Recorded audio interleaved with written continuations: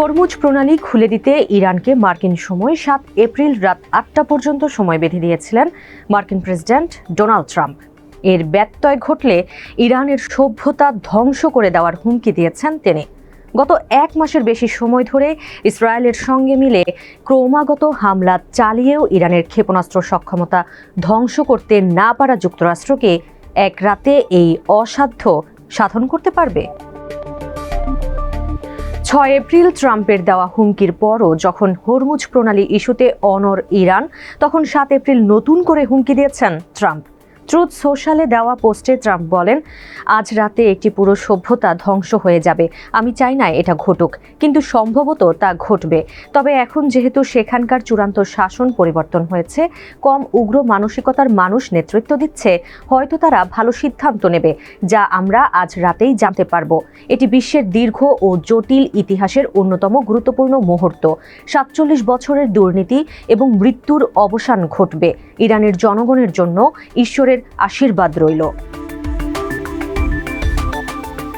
Trump এক রাতে ইরানের সভ্যতা ধ্বংস করে দেওয়ার হুমকি দিলেও যুক্তরাষ্ট্র ও ইসরায়েলের এতটা সামরিক সক্ষমতা আছে কিনা সেই প্রশ্ন তুলেছেন শিয়া ইনস্টিটিউটের ফেলো এবং সাবেক রয়্যাল অস্ট্রেলিয়ান এয়ার ফোর্স কর্মকর্তা পিটার লেটনে।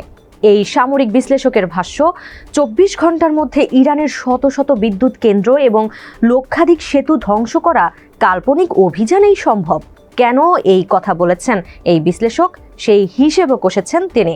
তার হিসেব অনুযায়ী ৬টি B-2 স্টেলথ বোমারু বিমান একবারের মিশনে মোট ৯৬টি ২,০০০ পাউন্ডের ZDAM বোমা বহন করতে পারে। তারা দিনে ২ বার উড়লে মোট ১৯২টি বোমা ফেলা সম্ভব।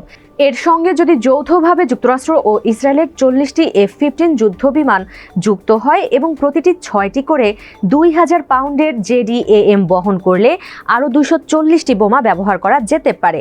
এভাবে মোট বোমার সংখ্যা দাঁড়ায় ৩৩২টি, অথচ লক্ষ্যবস্তুর সংখ্যা এর তুলনায় অনেক বেশি।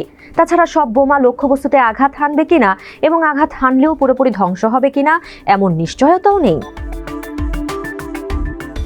লেটনের হিসাব মতে চাইলে এর বাইরেও যুক্তরাষ্ট্র B-1 বোমারু বিমান, যা কিনা প্রতিটি ২৪টি ZDAM বহন করতে পারে, অথবা B-52 বোমারু বিমান, যা কিনা প্রায় ২০টি ZDAM বহন করতে পারে, তা এই অভিযানে যুক্ত করতে পারে। তবুও এক রাতের মধ্যে পুরো ইরানকে ধ্বংস করা যুক্তরাষ্ট্রের পক্ষে সম্ভব কিনা তা নিয়ে সন্দেহ আছে এই সামরিক বিশ্লেষকের।